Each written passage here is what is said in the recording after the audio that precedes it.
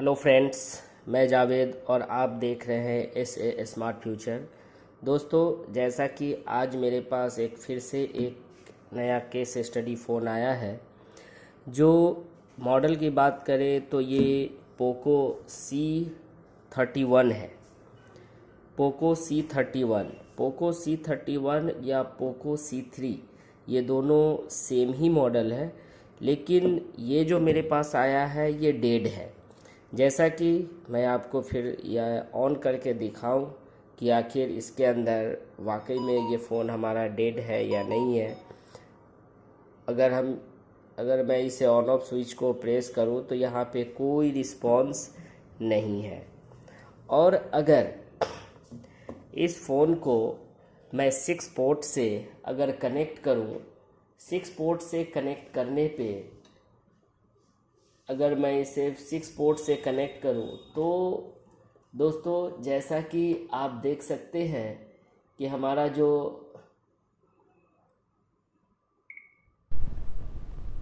6 port है वो एक नंबर जो 6 पोर्ट का है वहाँ पे आप देख सकते हैं। जैसा कि हमने यहाँ पे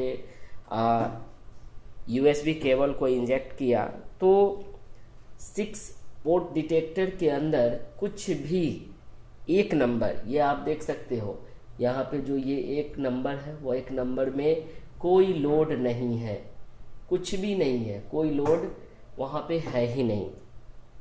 तो इस कंडीशन में मैं आपको यहाँ पे बताता चलूँ कि हमारा फ़ोन नो रिस्पॉन्स में है। और दूसरी बात क्या है कि ये जो फ़ोन है हमारा, ये किसी टेक्नीशियन भाई ने हमें दिया है। और ये फ़ोन एक्चुअल में उसके पास जो आया है वो फ़ोन स्पेशली डिस्प्ले लाइट के लिए आया था।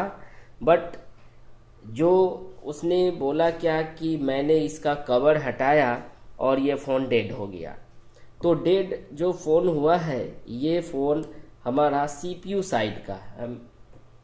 साइड का जैसा कि फिर से मैं एक बार और बता दूं आपको कि यहाँ पे जैसे ही हमने USB केबल को इंजेक्ट किया तो 6 पोर्ट में जो एक नंबर है हमारा, वहाँ पे कुछ भी डिटेक्शन नहीं है।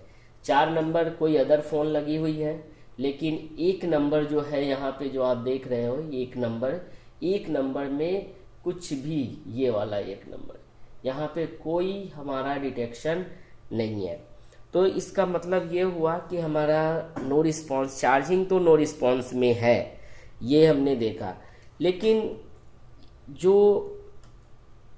टेक्नीशियन भाई ने जो हमें दिया है, उनका कहना था कि हमने यहाँ पे इसको सिर्फ स्टील कवर CPU साइड का हमने हटाया था। आप यहाँ पे देख सकते हैं कि हमने जो यहाँ पे देखा, ये बोला क्या कि हमने ये कवर को हटाया और हमारा फ़ोन जो है वो डेड हो गया। तो प्रॉब्लम कहीं ना कहीं दोस्तों अगर होगा तो यहीं पे होगा। और इस बोर्ड की हालात आप देख सकते हो कि इस बोर्ड के हालात, चाहे वो पावर सेक्शन हो, चाहे वो CPU के सेक्शन हो या चार्जिंग सेक्शन हो, इन सभी के अंदर हमारा ऊपर का जो स्टील कवर है वो निकाला जा चुका है। तो आप ये देख सकते हैं, क्योंकि ये फ़ोन उस टेक्नीशियन ने डिस्प्ले ग्राफिक्स के लिए, नो लाइट नो ग्राफिक्स के लिए उन्होंने रिसीव किया था। और उसने, जब कस्टमर ने उसका फ़ोन उसके हाथों में दिया तो फ़ोन वाइब्रेट कर रहा था, लेकिन अब ये क्या है कि कोई वाइब्रेट भी नहीं कर रहा है और चार्जिंग पे कुछ भी लोड नहीं है। तो दोस्तों, इसके अंदर हमें क्या क्या करनी है वो चीज़ें थोड़ा अच्छी तरीके से हमें समझना होगा। क्योंकि अगर ये मसला अगर है तो सबसे पहली बात हमें कुछ, ये जो बक कॉइल है, ये जो पावर कॉइल है, इन सभी पावर कॉइल पे पहला हमें वोल्टेज चेक करना है कि इन पावर कॉइल पे वोल्टेज बन रहे हैं या नहीं बन रहे हैं। क्योंकि 6 पोर्ट से तो हमें कुछ भी लोड नहीं मिला है, बट लेकिन फिर भी हमें क्या करना होगा, फिर से पावर कॉइल पे हमें एक बार वोल्टेज चेक कर लेना है कि क्या पावर कॉइल पे वोल्टेज बन रहा है या नहीं बन रहा है। तो पावर कॉइल पे हमें वोल्टेज चेक करना है। पावर कॉइल पे जब तक हमें वोल्टेज चेक नहीं करेंगे तब तक हमें कुछ आइडिया हमें मिलेगा नहीं।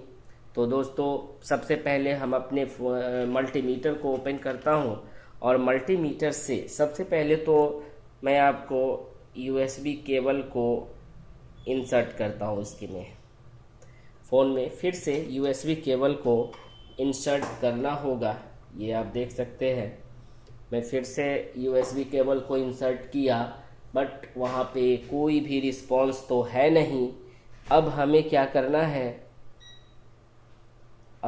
करना है कि आप मल्टीमीटर से ये चेक करेंगे हम लोग कि इसके जो जितने भी बक लाइन है उस पे हमारा वोल्टेज है या नहीं है। तो यहाँ पे वोल्टेज तो बन रहे हैं, बट हमें फ्लक्चुएशन यानी वेरिएशन वोल्टेज हमें यहाँ पे देखने को मिल रहा है। यहाँ पे देखिए 0.8, 0.7, फिर 0, ऐसे करके हमें वोल्टेज यहाँ पे बक वोल्टेज मिल रहे हैं। तो 2.0 भी हमारा फ्लक्चुएशन में है, यानी सभी वोल्टेज हमें यहाँ पे क्या मिला है, सभी वोल्टेज हमें फ्लक्चुएशन में मिला। सभी वोल्टेज फ्लक्चुएशन में मिलने का ये मतलब नहीं होता है कि हमारा सीपीयू ही उसकी ज़िम्मेदारी लेता है, क्योंकि बहुत सारे ऐसे हमारे टेक्नीशियन भाई हैं जो अगर बक लाइन की जितने भी क्वाइलें हैं, अगर वहाँ पे वोल्टेज फ्लक्चुएशन वाली मिलती है तो वहाँ पे डायरेक्ट वो सीपीयू पे अटैक कर देते हैं, सीपीयू को रिवॉल्व करने की कोशिश करते हैं और कर भी देते हैं। तो दोस्तों, यहाँ पे तो हमें सारी वोल्टेज मिली, यहाँ पे सीपीयू को आपको सीपीयू रिवॉल्व करने की कोई ज़रूरत अभी नहीं है। पहले आप ये चेक करो कि आखिर सीपीयू की रिक्वायरमेंट क्या है, और सीपीयू की रिक्वायरमेंट में ऐसी कोई कमी नहीं है रहनी चाहिए। अगर कोई कमी रहेगी तो ये हमारा सीपीयू, ये जितने भी वोल्टेज हैं ये सभी वोल्टेज फ्लक्चुएशन में रहेगी। तो इसके लिए आपको क्या करना है कि सबसे पहले सीपीयू की जो रिक्वायरमेंट है, एलडीओ वोल्टेज, बक वोल्टेज, ये सभी वोल्टेज उसको पूरी कीजिए, देखिए, उसके बाद सीपीयू को रिवॉल्व कीजिए। अगर सभी वोल्टेज मिले तो यहाँ पे दोस्तों हमें क्या करना होगा कि हमें इस फ़ोन की पावर सीक्वेंस यानी पावर आईसी की पावर सीक्वेंस चेक करना है। तो चलिए हम आपको स्कीमेटिक की ओर ले चलते हैं और आपको ये दिखाता हूँ कि क्या सीपीयू की ऐसी कोई रिक्वायरमेंट में कमी है या नहीं। तो दोस्तों, जैसा कि मैं यहाँ पे स्कीमेटिक को ओपन कर रहा हूँ, ऑलरेडी हमने पहले से स्कीमेटिक को ओपन कर रखा है। तो हमें क्या करना है कि ऑलरेडी हमने Xiaomi में ही हमारा बर्नियो का ओपन, पोको C31, हमें क्या करना है, पोको C31 ये हमें चेक करना है। तो पोको C31 का हमें क्या है, यहाँ पे हमारा लेआउट और स्कीमेटिक को ओपन कर लेना है। तो दोस्तों, इसके जो पावर सीक्वेंस है, ये पावर सीक्वेंस तो MTK के जो अंदर जो इसने MT6357 CR भी इसने यूज़ किया है, MT6357। तो यहाँ पे तो बहुत सारे आपको इसके सीक्वेंस मिलेंगे, लेकिन वोल्टेज फ्लक्चुएशन में है। और यहाँ पे इसने क्या किया है, जैसा कि उस टेक्नीशियन भाई का कहना है कि हमने यहाँ का कवर निकालने के बाद ये हमारा फ़ोन डेड हुआ है।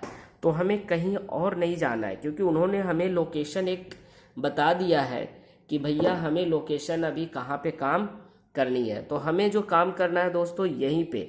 तो यहाँ पे सबसे पहला ये रिक्वायरमेंट इस सीपीयू की है, ये देखिए कि कोई पावर सीक्वेंस की ऐसी कोई वोल्टेज है जो इसको मिसिंग मिल रही है। तो हमें एक लाइन चेक करनी है इसके अंदर, क्यों? क्योंकि हमने देखा यहाँ पे इस जगहों पे हमने देखा है कि ये जो VA12 ये लाइन जो होती है मोस्टली यहाँ पे हो सकता है क्या कि कोई कवर ऐसा मिसिंग हुआ होगा जिस वजह से सीपीयू की रिक्वायरमेंट पूरा नहीं हो रहा है। तो ये VA12 की LDO है। तो हमें क्या करना है, अब ये देख लीजिए। सबसे पहली बात, हमें पहले बक लाइन को चेक करना है। और ये बक लाइन क्या है वो देखिए यहाँ पे।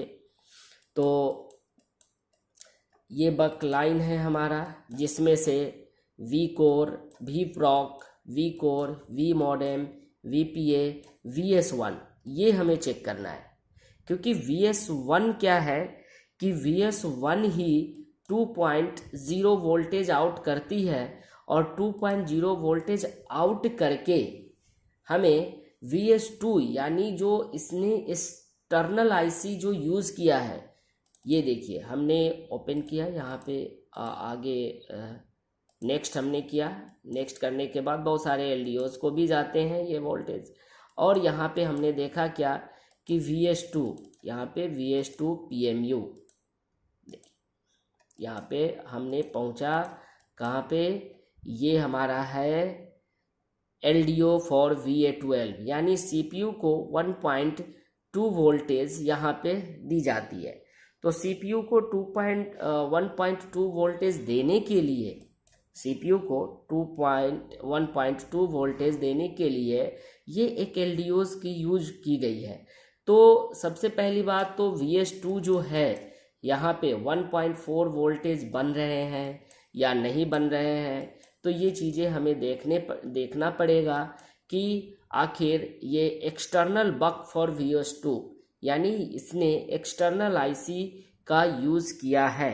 तो यहाँ पे मैं बताता चलूँ कि इसने एक्सटर्नल आईसी का यूज़ कहाँ पे किया है।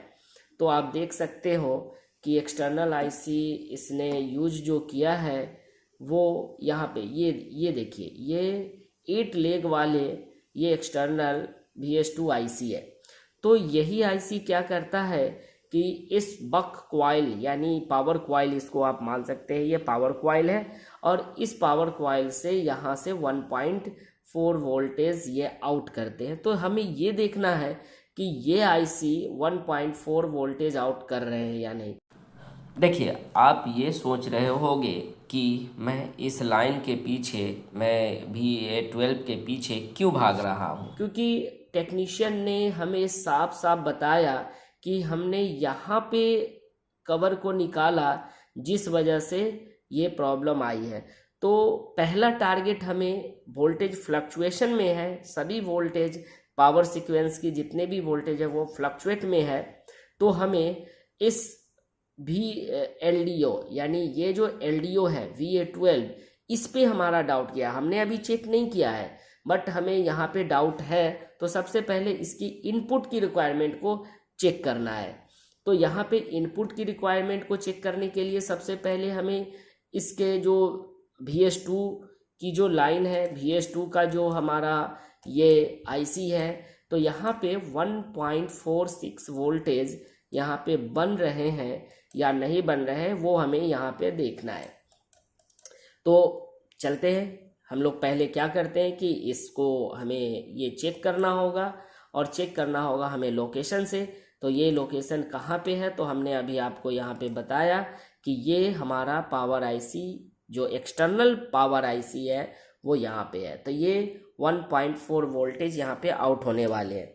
तो एक बार हम लोग पहले इसमें फिर से वही चार्जर लगा के ही हमें चेक करना है। देखिए यहाँ पे मैं क्या करूँगा, चार्जर यहाँ पे लगाऊंगा, फिर से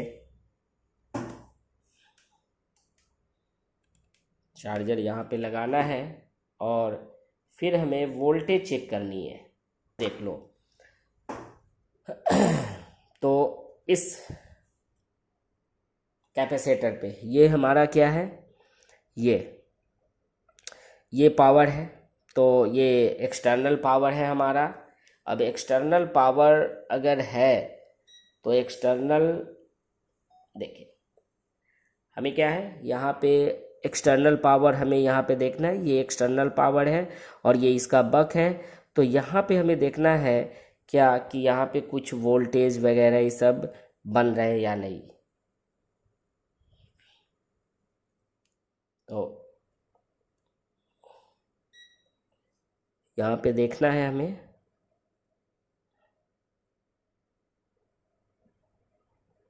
देखिए यहाँ पे इस कैपेसिटर पे 1.4 वोल्ट तो है, बट फिर से वही फ्लक्चुएशन में है।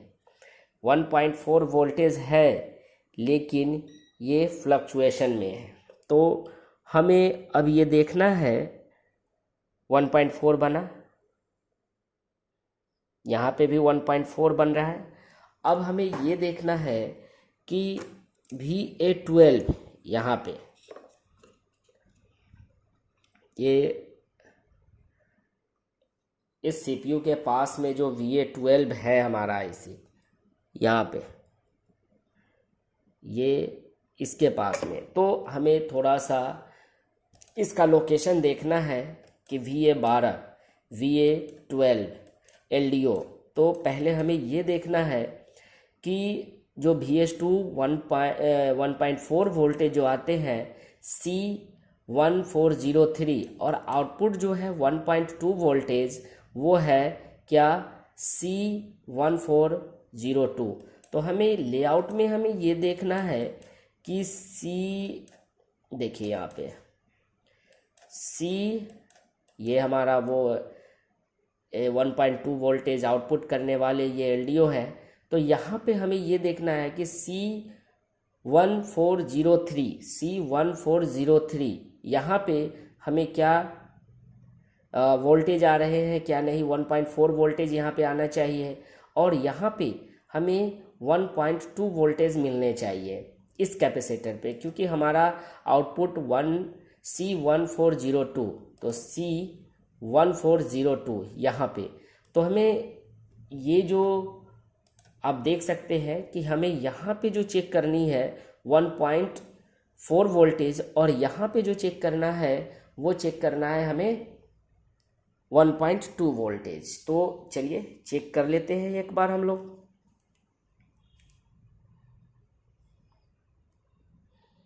मल्टीमीटर को अब ये चेक करते हैं। यहाँ पे हम लोग, यहाँ पे हमें कितना मिल रहा है 1.4 तो मिल रहा है लेकिन फ्लक्चुएशन में है। और इस कैपेसिटर पे हमें मिलना चाहिए 1.2 वोल्टेज।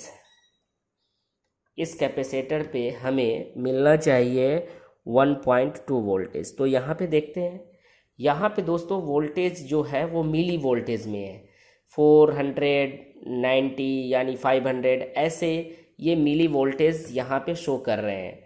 तो जबकि यहाँ का जो वोल्टेज होना चाहिए, ये जो वोल्टेज यहाँ पे होना चाहिए ये 1.2 वोल्टेज होना चाहिए। यहाँ इस कैपेसिटर का जो वोल्टेज इस कैपेसिटर पे यानी वोल्टेज जो आनी चाहिए वो 1.2 वोल्टेज आनी चाहिए और यहाँ पे 1.4 वोल्टेज ऑलरेडी ये है, लेकिन ये वोल्टेज फ्लक्चुएशन में है, ये वोल्टेज फ्लक्चुएट कर रहा है, ये वोल्टेज आपका स्टेबल नहीं है। और ये क्योंकि CPU की जो पावर सीक्वेंस की जो रिक्वायरमेंट है, जो सेकेंड पावर IC से, एक्सटर्नल पावर IC से 1.2 वोल्ट इस पावर IC को मिलनी चाहिए, तभी ये वोल्टेज सभी वोल्टेज स्टेबल हो पाएगी। तो हमें क्या करना है अब इसके लिए हमें क्या करना होगा क्या कि इस IC को तो हमें चेंज नहीं करना है। इस IC को चेंज नहीं करके LDO है, हमें एक बार इसको बाईपास करके देख लेना है। हमें एक बार इसको बाईपास करके ये देख लेना है, क्योंकि 1.4 यहाँ आ रहा है और यहाँ पे 1.2 की ज़रूरत है, तो हम डायरेक्ट CPU को 1.4 दे सकते हैं। तो यहाँ पे सीपीयू को एक बार हम लोग क्या करेंगे, 1.4 वोल्टेज को देकर यहाँ पे देख सकते हैं कि ये बाईपास करना है यहाँ पे है। तो चलिए एक बार हम लोग क्या करते हैं, इसको इस VA12 को एक बार बाईपास करके हम लोग देख सकते हैं। ये देखिए,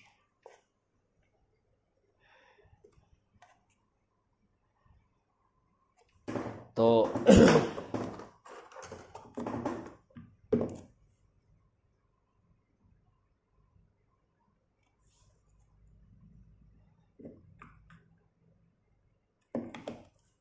देखिए एक बार हमें इसे बाईपास करना है।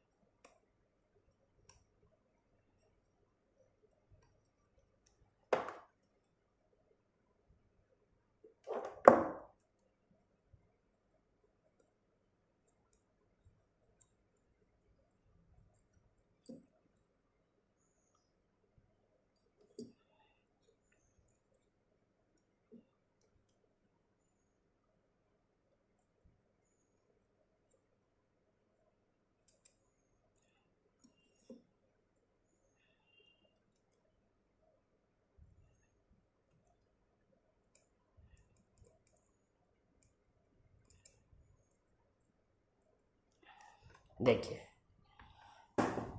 हमने क्या किया, यहाँ पे ये हमने बाईपास किया। अब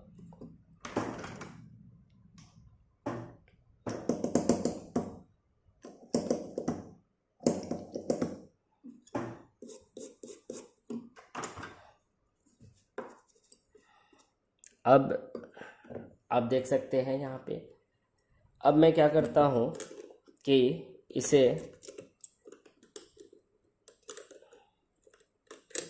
इसकी अब वो वोल्टेज, जितने भी इसके अंदर वोल्टेज जो फ्लक्चुएट कर रहे थे, वो वोल्टेज को एक बार हम लोग यहाँ पे चेक कर लेते हैं।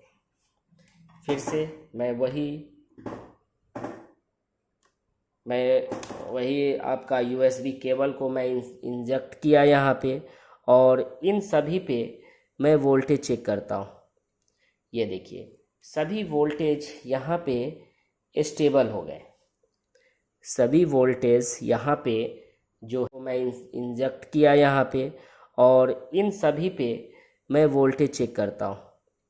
ये देखिए सभी वोल्टेज यहाँ पे स्टेबल हो गए। सभी वोल्टेज यहाँ पे जो है हमारा वो स्टेबल हो गया। यहाँ पे आप देख सकते हैं ये वोल्टेज हमारा स्टेबल है, ये भी वोल्टेज स्टेबल है, ये भी वोल्टेज हमारा, जितने भी बक वोल्टेज हैं वो सभी स्टेबल हो गए हैं। और हमें एक चीज़ें ये देखनी है कि यहाँ का जो वोल्टेज था VA12, यहाँ पे जो 0 वोल्टेज यानी हमें मिल रहा था, अब यहाँ पे 1.4 वोल्टेज मिलना शुरू हो जाएगा। देखिए यहाँ पे हमारा 4 वोल्टेज। अब इस आईसी को हमें चेंज करने की ज़रूरत नहीं है। अब दोस्तों अब मैं क्या करता हूँ कि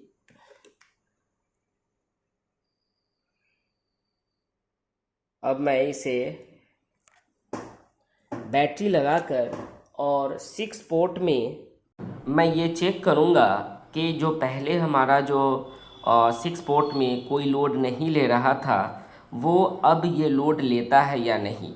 तो दोस्तों सबसे पहले तो मैं इसे बैटरी को जो है मेन पीसीबी से कनेक्ट करता हूँ, और फिर यूएसबी केबल को इंसर्ट करूँगा, और 6 पोर्ट में मैं ये देखूँगा कि हमारा जो है वो पहले नो लोड था, अब ये लोड ले रहा है कि नहीं। एक नंबर में आप देख सकते हैं दोस्तों 110 लिया है और हमारा पोको यहाँ पे शो तो किया है और हमारा बैटरी जो है वो 93% चार्ज भी शो कर रहा है। तो इसका मतलब ये हुआ दोस्तों कि हमारा फ़ोन जो है वो कंप्लीट ऑन हो चुका है और मैं आपको ऑन करके भी दिखाऊंगा कि आखिर ये हमारा फ़ोन ऑन हो रहा है या नहीं हो रहा है। तो दोस्तों आप देख सकते हैं कि मैं इसकी पावर की को प्रेस करता हूँ और मैं ये चेक करता हूँ कि हमारा फ़ोन ऑन होता है या नहीं होता है। तो देखिए हमारा फ़ोन अभी फर्स्ट लोगो पे आया है, पोको पे आया है, सेकेंड लोगों पे भी आएगा।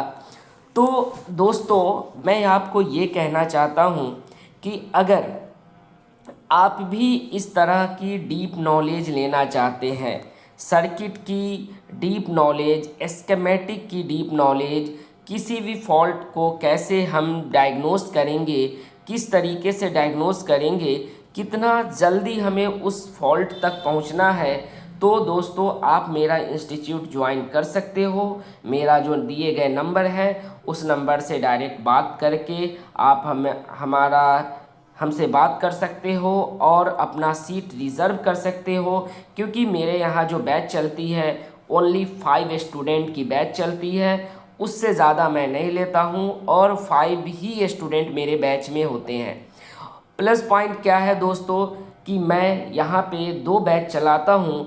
एक जो है नॉर्मल, जो बच्चे नए सीखने वाले होते हैं, नया शुरुआत करने वाले होते हैं, उनके लिए अलग बैच है। और जो स्टूडेंट वैसे हैं जो रिबॉलिंग, सीपीयू, यूएफएस, ईएमएमसी सभी पे अच्छी तरह से उनकी रिबॉलिंग यानी आईसी को निकालना बैठाना अच्छी तरह से जानते हैं, तो उनके लिए दोस्तों मेरा मास्टर क्लास बैच चलता है जो 12 दिनों का होता है। और जो फ्रेशर के लिए जो बैच है दोस्तों वो 45 डेज़ का होता है, फुल डे क्लास रहता है। तो दोस्तों अगर आप लोग इंटरेस्टेड हो इस तरह से फॉल्ट को फाइंड करके आप रिपेयर कर सकते हो, डेड फ़ोन को ऑन कर सकते हो, तो मेरा इंस्टीट्यूट ज्वाइन करके आप अपनी सीट को बुक करा सकते हो और इस तरह से अपनी लाइफ को सेटल कर सकते हो। तो दोस्तों आज के लिए बस इतना ही, मिलते हैं नेक्स्ट वीडियो में। तब तक के लिए शुक्रिया, धन्यवाद।